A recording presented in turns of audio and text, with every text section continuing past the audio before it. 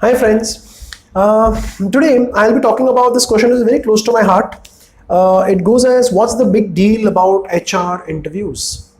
I really feel very bad at times when a lot of my students, who are extremely very good at coding, but I don't know, because of their family culture, because of their kind of schooling, they're a little shy, they're a little afraid, they forget practically everything what they have learned or what they know when they face an interview.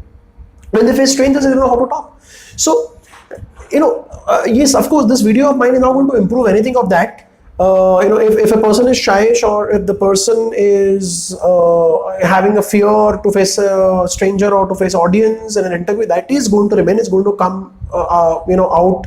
The fear factor is going to come out after facing a couple of interviews. But let's understand. Concentrating on my question of what is the big deal of this HR interviews. Why HR interviews are conducted at the very first instant. You want to hire a coder, you want to hire a developer, you want to hire an engineer for some maintenance and support work. Fine, check his skills and hire him. Why are you asking him a few HR interview questions, which I am going to discuss in this video very shortly? So why? Okay, let's put it this way. I have got some flashcards here, so it helps me as well as you to remember, and I shouldn't forget any points. Actually, it's made for me, right? So the very first is when you have to greet somebody. Imagine that you plan to, you like a girl or a boy in your college, and you want to know how you should go and talk with her for the first time. It's something, all of us have gone through that phase. You really like a person, you want to know how you want to talk with that person. Okay, or when you like somebody, or maybe professionally, you want to get introduced to a new teacher or a new professor or a new industry person, how do you go and greet them? Okay, next. Think of this situation. You have gone to a little hi-fi restaurant and you want to have lunch or dinner with a group of your friends. They are not very close friends, so kind of formal gathering. So what kind of manners you should have when you're having your lunch or dinner? And I'm quite sure everybody will agree with this, that I'm going to look formal. I won't eat the way possibly I eat at home. So what are all this?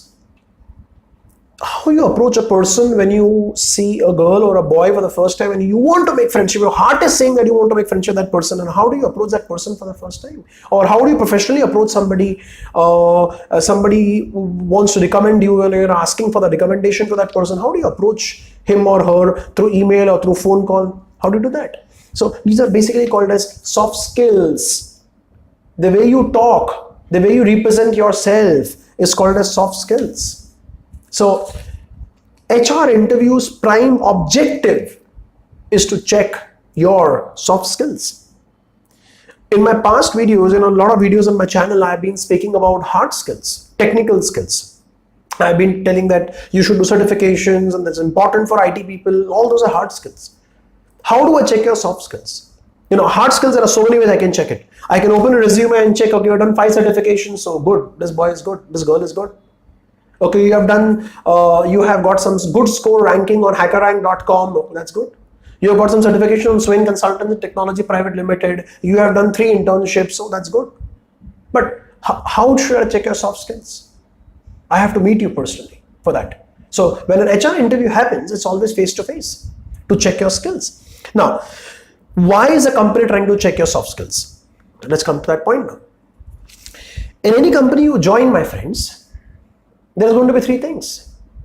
You're going to work in a team, you're going to interact with people who are professionals, and you have to adopt yourself to the company's culture.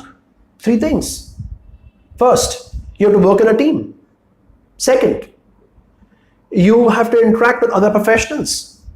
And third, you need to understand or adapt yourself to the culture of the company. It's like this. You put roux afza in milk and just stir it once, it mixes. You don't see roux afza then again. You put sugar in tea or coffee, it mixes. After having the coffee or tea, you don't see the sugar there, right? It gets mixed. That's what is, you have to mix with first the people who already work in that company, only then can you work for the company. So there is a need for a compatibility check which the HR interviewers actually do by asking you two simple questions. My God, a lot of my students, if I just take when I look at back my Excel sheets and how many students have I trained and all that stuff, close to about 15,000 odd students whom I have trained in the last 16 years. So this 15,000 odd students, practically every second student would have told me after getting selected or rejected material. Sir, क्या सवाल पूछा उन्होंने मुझसे HR interview में? They asked me two simple questions or two easy questions in an HR interview. And yes, HR interview questions are always very, very simple. What kind of questions would they ask you in an HR interview? And what are they trying to judge actually from it? Let's understand that. This is a very commonest question which I have actually heard. What is your father's profession? Or what is your parents' profession? They ask you this question. What is the objective of asking this question? Okay, let's understand this. Assume that your father is a businessman and he's having a business which actually goes in line with what graduation you have done. Assume that your father is a CA and you have done your BCom and then CA, and now you're sitting for an interview, let's say for a company called Wokhard, who wants to appoint a CA or a certified financial accountant for their accounts department. They will have this intuition. This boy or this girl's father is a CA and is running a firm successfully. This boy or girl is not going to stick with me for a long time, because you will join the company, possibly get an experience of about 6 months, 1 year or 2 years. That's it. You're going to go and you're going to join your father's company. And therefore, they ask your father's profession. Is he in business or is he in service? Of course, you have to be truthful. I'm not saying you should say lies, but I'm just trying to tell you what goes in the mind of an HR interviewer when he or she listens to you. And you say that I'm in business, or my father is in business, or my father is doing service, or he's an entrepreneur, Okay, then the next very common question which the companies always ask is, what are your future plans? When every student who's going to give a first time interview would possibly have 3 future plans. I've listed them here. First is doing a PG, or having its own startup, or joining his own business. Now, how does each one of them actually really matter? They do really matter. See, if a student wants to do a PG, and most of the companies know that a lot of students today, about 70% of Indians actually end up doing their post-graduation in the first 5 years post their graduation. Let's say if I'm 21 years old, I clear my graduation today. By the time I reach 26, before I finish 26, 70% of Indians end up doing their PG, their post-graduation. It could be a management program, it could be a master's in engineering, or it could be even autonomous, or it could be some diploma course or whatever, but then they do end up doing some other kind of PG course ranging from 6 months to 2 years. Okay. Now, so what is this implication? Implication is like this. If a student says, I want to do PG, that means he's study oriented. He is going to be good benefit to my own company, because if a student wants to do PG, he is mentally ready to upgrade his skills. So if my project demands new skill sets which this student does not have, he is going to be opportunistic to actually learn them quickly, adopt them, and is going to go ahead. So that's a good thing for a company, that you actually want to do a PG course. And even better could be that if you want to have a startup, because if a person has a startup idea, he is creative and he's passionate. Because he's creative and passionate, of course, that person may not work for a very long time, maybe 1 or 2 or 3 years with the company, but then that passionate and that creativity will really add great value to the company who hires you. If you say that I have my own business and I plan to join my own business, then the company is very, the HR interviewer is quite clear that yes, this boy or this girl is going to work only for the sake of experience with me and is going to leave me and go. So the chances of acceptance is very less. The chances of rejection are very high in that case. Okay, moving on to my next question. Why should we hire you? Why should we hire you? Is what the company is asking us. Surprising? I have come in for an interview to your company. Why are you asking me this, that you should hire me or not? Very strange. No, there's a reason. They're trying to actually check that have you just come for an interview as if you're roaming about in a garden or doing some window shopping in a mall? Or have you really come here knowing about the company through its website, through its postings, through newspaper articles, and then you know about the company for which you have applied for? And many people actually walk in for an interview, they know nothing, head and tail about the company. They know nothing about the company, what projects they are into, what technologies they are into, what are the main achievements, nothing. So nobody wants to hire such kind of people. So next time, make sure you go through the website of the company thoroughly. Next, very surprising, very light question that people ask, but there is a lot of implied meaning out of it. The sport you like most. Why? See, when you like a sport, first of all, when a person who does not like a sport shows this person is not having too much of passion or aggression. If a person likes a sport, maybe it's good. It could be any sport for that reason. Table tennis or badminton or swimming or cricket or cycling or biking or whatever. It could be any kind of sport. But if you like some sport or if you have some sporting hobby, you may not be professional, you may not be a state level or national level. No, nobody expecting that. Then you definitely have passion. You have aggression. You have focus. So these three qualities are being tested. Passion, aggression and focus.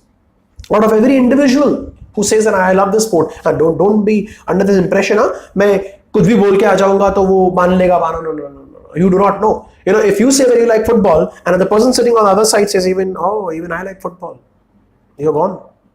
And he's going to ask you a couple of questions here and there. He's going to chat with you, and he comes to a chat में, oh my god, ये तो fake रहा है. You're in trouble. So don't do that. Okay. The next question which they always ask, do you have this reading habit? No one will ever say no. Yes, I do have a reading habit. I read newspapers every day. I have a reading habit. I read blogs. So what articles do you prefer to read? Now, why this question is relevant? I'll share a true example of this. Of a girl who is my student who got selected in Infosys 2 years back. There are a lot of students who got selected in Infosys for that reason, but 2 years back she got selected in Infosys. She was not too good academically, but her HR interview went good because she was good in her communication skills, and she shared with me her interview. She told me, sir, in my interview, they asked me, in the Infosys HR interview, they asked me, do you read finance section in your newspaper? I said yes. So they asked me a couple of very simple latest finance articles. What is the current interest rate for the banks going on? Are there some certain scams or some certain problems reported in the monetary or the banking industry? What is the current rate for NSE or BSE which is going on? They asked me a couple of questions here and there. So I start giving answer. They even asked me a few technical questions like, do you know what dividend is announced by a company, or do you know how does the banking process works? What is a debit? What is a credit? And what are double entry and single entry systems? And I was happy. I was able to answer them. Not very technically, but I was able to casually answer them. And I was not throwing anything. I knew about it. Therefore, I answered. She said me this. So her name was Aditi, by the way. So then I asked Aditi that, okay, you answered all these questions. Good. Did you get selected? She said, yes, sir. I got selected at Infosys. So then she asked me, sir, ये सवाल मुझसे क्यों पूछा? मैं तो engineer हूँ computer की, तो मुझसे टेक्निकल सवाल क्यों पूछा? I told her, there's a very simple reason. The primary product of Infosys, which they have made for banks, and I should say about 60% banks in India are using that product, and even the government agencies like post office are using that product. It's called Finacle. And Finacle is a banking software. It's an automated digital banking software.